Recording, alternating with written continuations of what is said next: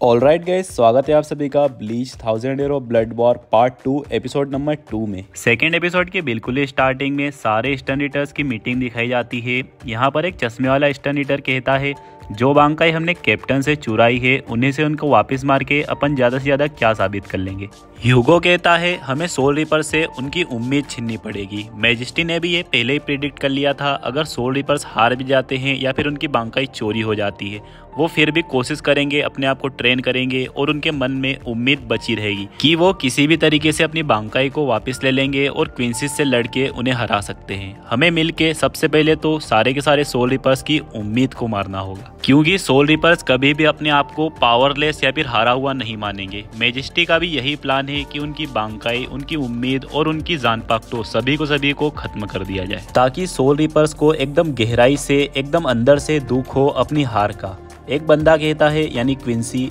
ये तो बहुत ही ज्यादा क्रूअल और बहुत ही ज्यादा निर्दयी है। ह्यूगो लास्ट में एक बार फिर से अपने मैजेस्टी के ऑर्डर्स को रिपीट करता है। वो कहता है सारे के सारे सोल रिपर्स को खत्म करना है, वो भी जल्द से जल्द। अगले सीन में हमें दिखाया जाता है क्विंसीस का अटैक हो चुका है सेरेटे पे, और ये जो मीटिंग चल रही थी इतनी देर से ये थोड़ी पास्ट की मीटिंग है, क्योंकि अपन ने एपिसोड 1 में ही देखा था क्विंसीस तो आ चुके होते सेरेटे में। सबसे पहले कैप्टन जूसीरो उकिटा के दिखाए जाते हैं, जो कि एक मंदिर जैसी जगह पे मेडिटेशन या फिर यहाँ पर ट्रेनिंग कर रहे होते हैं। अगले सीन में हमें कैप्टन सुनसियो दिखाए जाते हैं, जो कह रहे होते हैं मुझे पता था क्विंसीस बिना बताए फिर से ही अटैक करेंगे, इसलिए मैंने जगह जगह पर यहाँ पर ट्रैप्स बिछा दिए हैं, जो कि अच्छा हुआ। अगले सीन में क्विंसी किंग कह रहा होता है इन बेवकूफ़ों को बिल्कुल भी अंदाजा नहीं है, जब क्विंसीस 1000 साल पहले हार चुके थे तो हम लोगों ने सेरेटे और वर्ल्ड ऑफ लिविंग की बीच की जगह को चुना छुपने के लिए।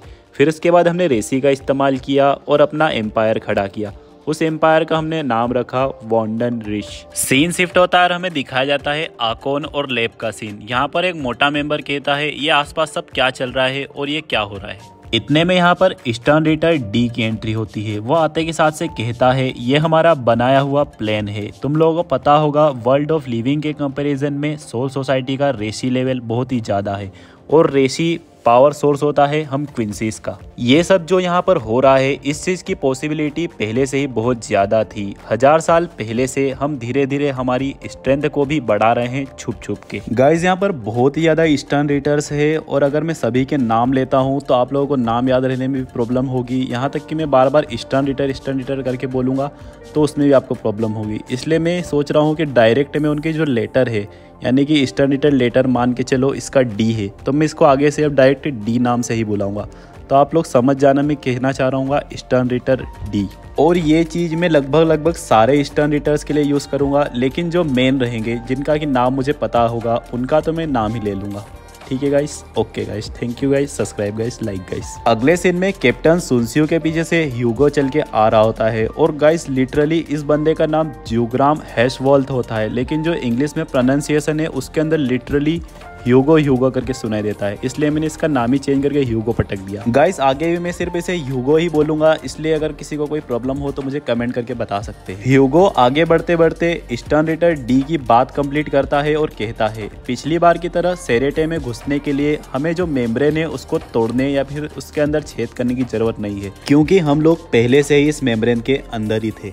इसी के साथ यहाँ पर इन दोनों में इंट्रोडक्शन होता है एक दूसरे का। ह्यूगो कहता है मैं ग्रैंड मास्टर हूँ सारे के सारे स्टर्न रीटर्स का। इसी के साथ कैप्टन सुनसियो कहते हैं कि मैं अब हेड कैप्टन बन चुका हूँ 13 कोड गार्ड स्क्वाड।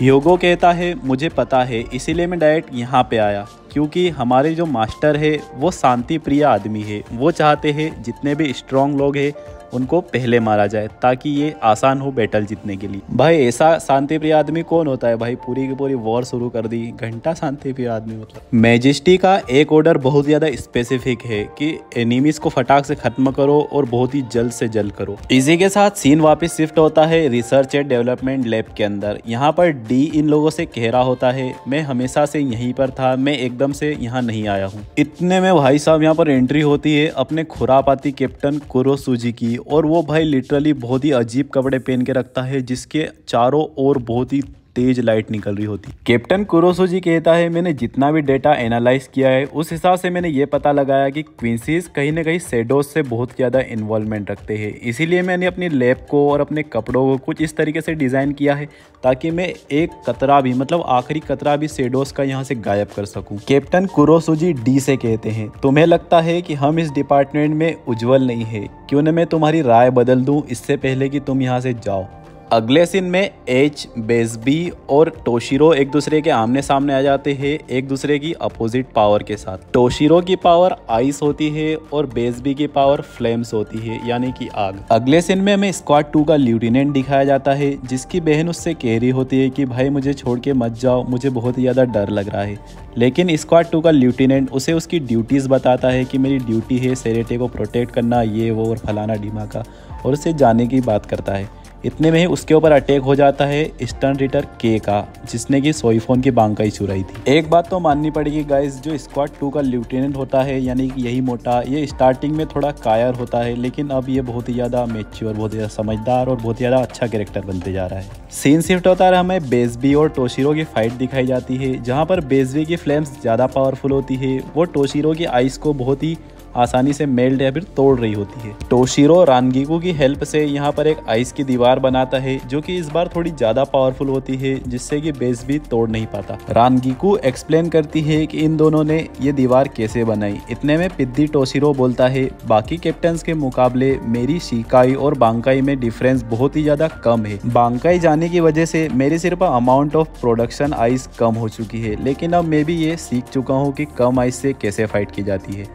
इतने में टोशिरो बहुत ही ज़्यादा पावरफुल अटैक मारता है बेसबी को और बेसबी यहाँ से 9-2-11 हो जाता है। सीन शिफ्ट होता है स्क्वाड 2 के लिeutenant के ऊपर और के ऊपर। के लगातार स्क्वाड 2 के लिeutenant से पूछ रहा होता है कि सोईफोन कहाँ पे है। के लगातार अटैक किया ही जा रहा होता है और वो भी बहुत खतरनाक। वो उसकी सिस्टर पे भी अटैक करता है लेकिन यहाँ पर लिeutenant उसे बचा लेता है। इसी के साथ जो ये पतरे की दुकान होता है ये अपने हाथ में से एक गटलिंग गन निकालता है। भाई साहब बहुत ही खतरनाक गन होती है और इससे मारने लगता है। अगले सीन में हम देखते हैं इन दोनों को कैप्टन सोईफोन आकर बचा लेती है। भाई साहब आ गई कम से कम यहाँ पे। जो कैप्टन सोईफोन होती है वो इस बार यहाँ पर एक नई टेक्निक सीख के आती है जिसका नाम होता है श्यूंको, और भाई ये बहुत ही खतरनाक टेक्निक होती है। कैप्टन सोईफोन दिखने में भी एकदम बटरफ्लाई जैसी दिख रही है, उसकी पावर भी बहुत ज़्यादा बढ़ती है। वो फटाक से स्पीड में आकर के को एक मुक्का मारती है जिससे कि के उड़ के गायब हो जाता है। सीन शिफ्ट होता है डी और कैप्टन कुरोसुजी के ऊपर। डी कहता है मैं एक्सपेरिमेंट कर रहा हूँ, ये पॉसिबिलिटीज निकाल रहा हूँ कि कितनी बार कौन कौन से आउटकम से मैं तुम्हें हरा सकता हूँ। मैं इस तरीके के काम में बहुत ही ज़्यादा आलसखोर हूँ, ये बहुत ही टाइम लेने वाला है इसलिए मैं यहाँ से जा रहा हूँ, तुम किसी और से फाइट कर लो। इतना कह के भाई डी यहाँ से सचमुच में जाने लगता है। डी 2-4 कदम आगे बढ़ के कहता है क्या तुम लोग मुझे रोकने नहीं वाले। इतने में कैप्टन कुरोसुजी कहते हैं तुम जाने के लिए एकदम फ्री हो, मैं खुद टाइम चाहता हूँ तुम लोगों के स्पिरिचुअल प्रेशर को स्टडी करने के लिए। मेरी तरफ से तो तुम बिल्कुल ही फ्री हो जाने के लिए जब तक कि तुम अपनी जगह पे बुलाकर मुझे फंसाने के बारे में ना सोचो। डी कहता है ओ तुम तो बड़े सातिर आदमी हो, अच्छा हुआ मैंने तुम्हें अभी तक अपनी एबिलिटीज नहीं शो करी। कैप्टन की लैब को बहुत ही झटके लगने लगते हैं क्योंकि ऊपर की साइड सोईफोन बहुत ही खतरनाक फाइट कर रही होती है। डी कहता है ये सब कुछ मैजेस्टी के प्रेडिक्शन के हिसाब से ही हो रहा है और अब तुम्हारे साथ कुछ न कुछ तो घातक होने वाला है। गाइज एक मेन सीन मेरे से थोड़ा सा मिस हो गया था इसलिए मैं उसको अभी एक्सप्लेन कर देता हूँ। कैप्टन सुनसियो की साइड में जो उनकी लिeutenant नानाओ होती है वो अपने कीडो का इस्तेमाल करके ह्यूगो को ट्रैप कर लेती है जिसके अंदर से ह्यूगो रेशी को एब्जॉर्ब नहीं कर सकता। इसी के साथ ह्यूगो खुद भी नानाओ की यहाँ पर तारीफ करता है कि उसके कीडोज बहुत ही ज्यादा पावरफुल है। सीन शिफ्ट होता है, हमें दिखाया जाता है रानगीकू हित्सुगाया से कह रही होती है कि सभी और सोल रिपर्स भारी पड़ रहे हैं क्विंसीज के ऊपर, लेकिन इतने में यहाँ पर एंट्री वापस से होती है बेसबी की। बेसबी जमा नहीं होता, इसी के साथ वो हित्सुगाया की बर्फ को मेल्ट कर देता है और फाइट में वापस आ जाता है। बेसबी बहुत ही जोश के साथ कहता है मैंने तो बस अभी अपनी शुरुआत करी है। इसी के साथ कैप्टन हित्सुगाया उसके ऊपर वापस एक खतरनाक अटैक करते हैं लेकिन उसका कुछ भी फर्क नहीं पड़ रहा है बेसबी के ऊपर। कैप्टन हित्सुगाया रानगीकू की मदद से फिर से वो वाली दीवार बनाते हैं जिसे कि पहले बेसबी नहीं तोड़ पाया होता, लेकिन इस बार जैसे ही वो दीवार बनती है बेसबी अपनी सारी की सारी फ्लेम्स एक उंगली के ऊपर पॉइंट करता है और फायर करता है जिससे कि डायरेक्ट अटैक होता है वो दीवार मेल्ट हो जाती है और कैप्टन हित्सुगाया के एकदम बीचों बीच सीने में छेद हो जाता है, और वो भी बहुत खतरनाक वाला आग से। सीन शिफ्ट होता है और हमें दिखाते हैं सोइफोन अपनी नई टेक्निक मुकियो सुंको की वजह से इस क्विंसी के ऊपर बहुत ही भारी पड़ रही होती है, लेकिन इतने में ही ये पतरे की दुकान ट्रांसफॉर्म हो जाती है और सोइफोन के ऊपर बहुत ही ज्यादा खतरनाक अटैक कर देती है। भाई यार लिटरली यहाँ पे ऐसा लग रहा होता है कि सोइफोन का भी खेल खत्म हो गया। भाई ऐसा नहीं होना चाहिए यार, फेवरेट है मेरी। सीन शिफ्ट होता है, ह्यूगो यहाँ पर नानाओ से पूछ रहा होता है कि क्या तुम्हारे बाकी सारे कैप्टन्स भी इस कीडो का इस्तेमाल कर सकते हैं। नानाओ कहती है नहीं। ह्यूगो कहता है तुम्हें ये अपने सारे कैप्टन्स को सिखाना चाहिए था, वो भेड़ बकरियों की तरह कटने की बजाय कम से कम लड़ाई की मौत मरते। सीन शिफ्ट होता है, हमें हित्सुगाया दिखाया जाता है जो कि बच के भाग रहा होता है बेसबी से। इतने में हम देखते हैं हित्सुगाया ने बेसबी को एक ट्रैप में फंसा लिया है। हित्सुगाया के चेस्ट पे जो बड़ा सा छेद होता है उसे वो अपनी बर्फ से कवर कर लेता है, जिससे कि उसकी जान अभी के लिए बची होती है। जो ट्रैप होता है उसके बाहर बेसबी एकदम मक्खन की तरह बाहर निकल जाता है। ये देख के टोशिरो बहुत ही ज्यादा हैरान होता है।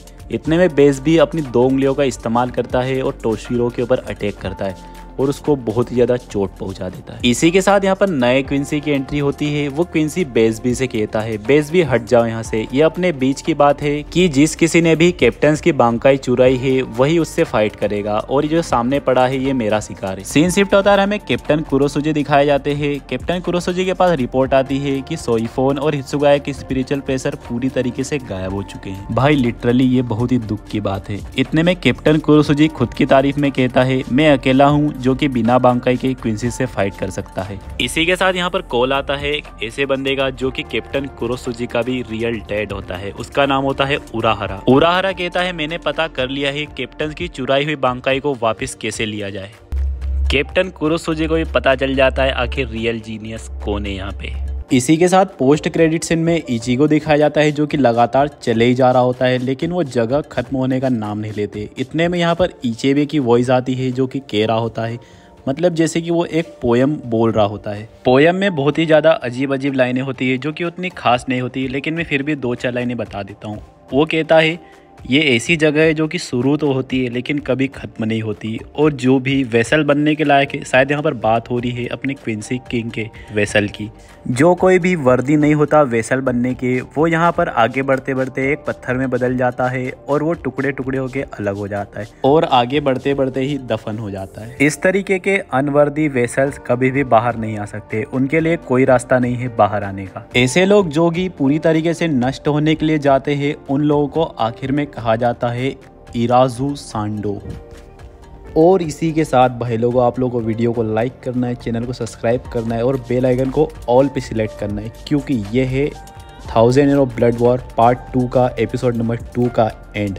मिलते हैं एपिसोड नंबर 3 में, तब तक के लिए बाय बाय।